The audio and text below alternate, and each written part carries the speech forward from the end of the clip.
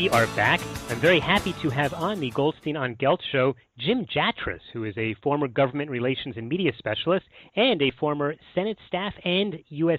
State Department official. Jim, how you doing? Very good, Doug. Actually, I'm a current government relations specialist, but a former official, but close enough. Okay, I apologize. One of the things that you talk quite a bit about is this rule that those of us living in Israel, and in fact, all Americans abroad, are quite concerned, which is referred to as FATCA. Can you give us a little background? Sure. FATCA is a law, the Foreign Account Tax Compliance Act, that was passed in 2010. And what it basically does is, besides requiring U.S. persons, which includes not just Americans abroad, but even lots of people who are citizens of other countries who don't even know they're considered U.S. persons under American law, to not only provide very detailed personal financial information to the IRS, but purports to force foreign financial institutions that are not even under U.S. jurisdiction to provide very detailed private financial information. And if they fail to do so, they would have a 30% penalty, or really a confiscation of any payments coming to that institution from the United States taken away from them. So it's really an unprecedented extraterritorial reach by a U.S. law into foreign countries.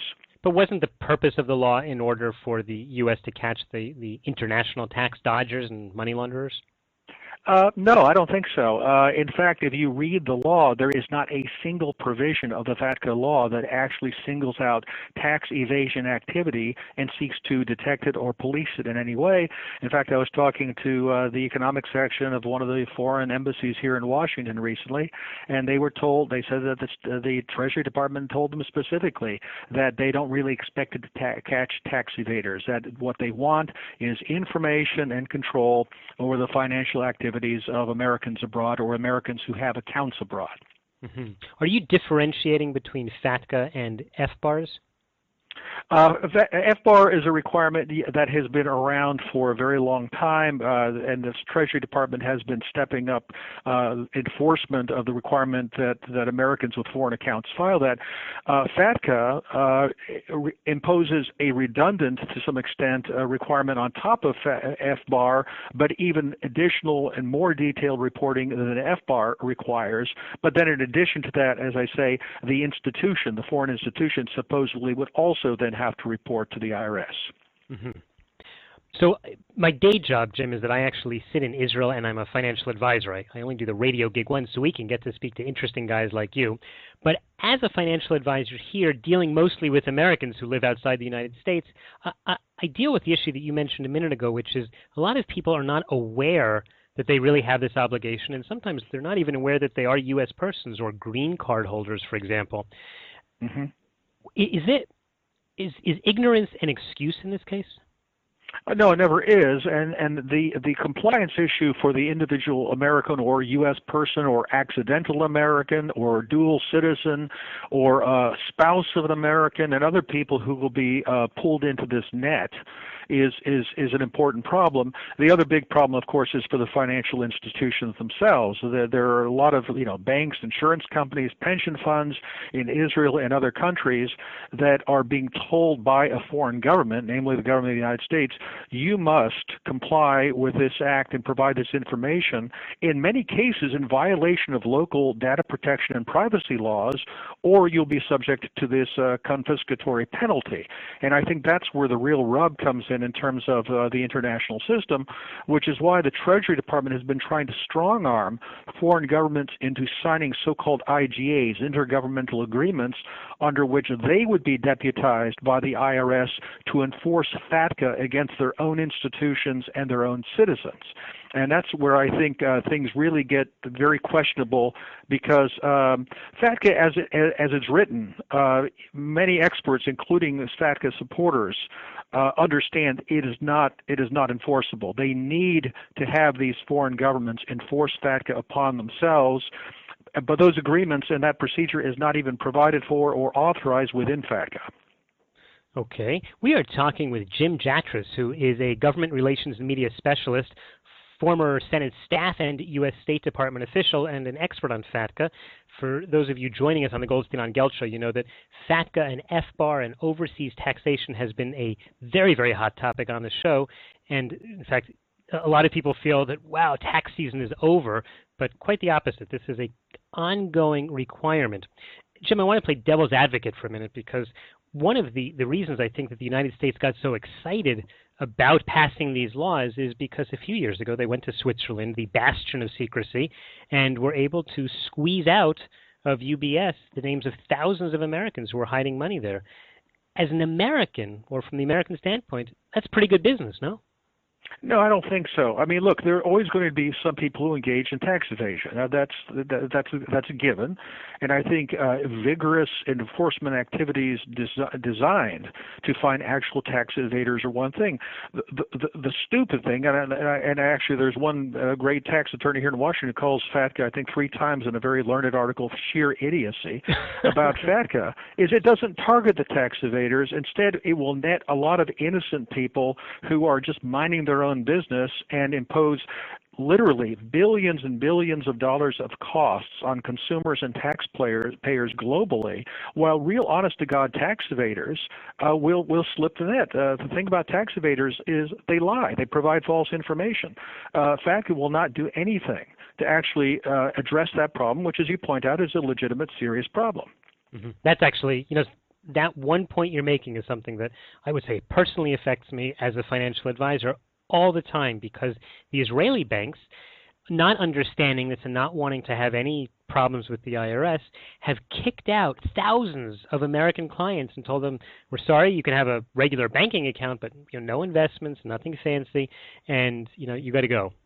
And so, exactly, that is a panic reaction on the part of foreign financial institutions worldwide. And the weird thing is that will not protect them from FATCA, because if it were that simple, all the institution would have to do is send a letter to the IRS and say, no Americans here. We don't accept Americans' accounts. That's not good enough. The IRS under FATCA will demand, do you have the, quote, due diligence in place to show you have detected any American accounts to our satisfaction? Well, and that's where the expense comes in. Yeah, on the other hand, one of the things we've seen with the development of these treaties is that a lot of the foreign countries are pretty happy that now they can make a demand on the United States, which is actually known as a tax haven for people from other countries. Well, there's yet another problem, though, because A, they're not treaties. There is no authority under U.S. law for these agreements. Secondly, that reciprocity will not take place from the American side. There is nothing in FATCA about reporting from American institutions. And let me tell you, in fact, just recently there was a letter from Congressman Bill Posey from Florida, and several other members support this, against any imposition of FATCA-like demands on American institutions for reporting to foreign governments. So they can claim they're going to get that information, but they're not going to. This is purely a one-way street. I'd say do what I say, not what I do kind of thing. I'd almost liken it to the League of Nations. We come up with this great idea, the rest of the world signs up for it, and then we just turn around and say, yeah, on second thought, we'd rather not. You sound a little bit negative about FATCA. Anything good you can say about the legislation? No, I really don't think I can say anything good about this legislation. I think if you're interested in tax evasion and policing that and apprehending evaders and making them pay their fair share or their penalties, there are much better ways to go about this. And in fact, the IRS has actually gotten pretty good at that. This is a different kind of law entirely. I think it was very ill thought out. It's completely unworkable, and the only thing you can do is scrap it. Well, first off, needless to say, I agree, because it gives me certainly a big headache. Although I do appreciate the fact that the Israeli banks send their clients over to me. But that being said, the Americans who are living overseas, by filing the FBARs and by realizing now that there are very, very strict regulations, or penalties if they don't do it, that's bringing a lot of them into compliance. So this sort of atmosphere of compliance that these new laws seem to be creating, in some way they must be helping the IRS, because, as you said, it's not so easy to find a guy who's hiding, but people who are just sort of ignoring the law now are really being brought back into the fold. Well, I think that partly depends on what you mean by being brought back into the fold. And as you know, this is a specific problem because the United States, alone in the world, along with I think Eritrea, taxes the income of all Americans anywhere they are in the world, even when they're living abroad. In many cases, the Americans who are being brought back into the fold are paying thousands and thousands of dollars in penalties for non-filing, when in fact they didn't know any tax anyway. And so I think that's also part of the control mechanism here. Let's get everybody in the loop. Let's make them jump through a lot of hoops, file a bunch of papers, pay a bunch of penalties, even though they really didn't know any taxes at all. We have people, the so-called accidental Americans in Canada, say there are about 1 million of them, who may have been born in the United States or had a parent born in the United States, and suddenly find out when they're 80 years old, they're subject to thousands and thousands of dollars worth of penalties because they didn't file tax returns for the last 50 years. Does that make any sense? No, it definitely hurts. Is there any possibility that the law is going to be repealed or changed? I think there's a very good possibility. I think it could happen one of two ways. I was told by somebody from one of the industry associations here not long ago that he expected 3 or 5 years from now FATCA will not exist, but only after it's caused a global catastrophe in the financial system. And then, kind of like prohibition, you say, oh, this is not working, we need to figure out something else. The other school of thought, and what I hope for, is that once it becomes clear there will be no reciprocity from the American side, that the whole process of the intergovernmental agreements will break down. The Treasury Department will see that trying to enforce FATCA as written would cause that catastrophe, and we will rethink this and put a FATCA repeal into a tax reform package, which probably will happen sometime in 2014 or 2015 before the global catastrophe occurs. So one of the words that you've used a lot in this discussion, and I'm going to wrap up with this question, is that is giving the government information and power, but not even necessarily taxation. In other words, they're not looking for the money. They just want control. Is that their motivation?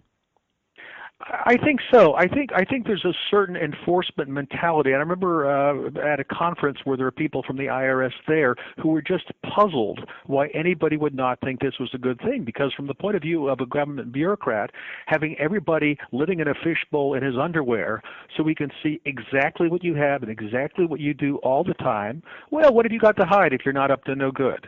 I think they literally do not understand why a normal person doesn't think he should be subjected to that kind of a treatment unless he's really done something wrong, or there's probable cause that he's done something wrong. Well, I guess that sort of cuts across the whole government, from the NSA and they're watching our phone calls to the government watching all of our bank accounts. I think there's a very close analogy to that kind of thing. If you want to go find terrorists, go find terrorists. Why collect everybody's emails and phone calls to go find somebody else? Well, I always think it's good because it means I know there's at least one more person listening to the Goldstein on Gelt show. We've been talking to Jim Jatras, who is a real expert in a number of issues as a government relations and media specialist, and having been a former Senate staff and U.S. State Department official. And he's written a lot and spoken quite a bit about FATCA. Jim, we're just about out of time, but in the last few seconds, tell us, how can people follow your work? Well, they can find us at repealfatca.com, or they can email me at repealfatca@gmail.com. And frankly, if you just Google Repeal FATCA, our information will come up. Okay, and we're going to put those links in that email on the show notes, so you can go to goldsteinongelt.com, click on show notes, and you'll find it all there. Jim, thanks so much for your time. Thank you so much, Doug.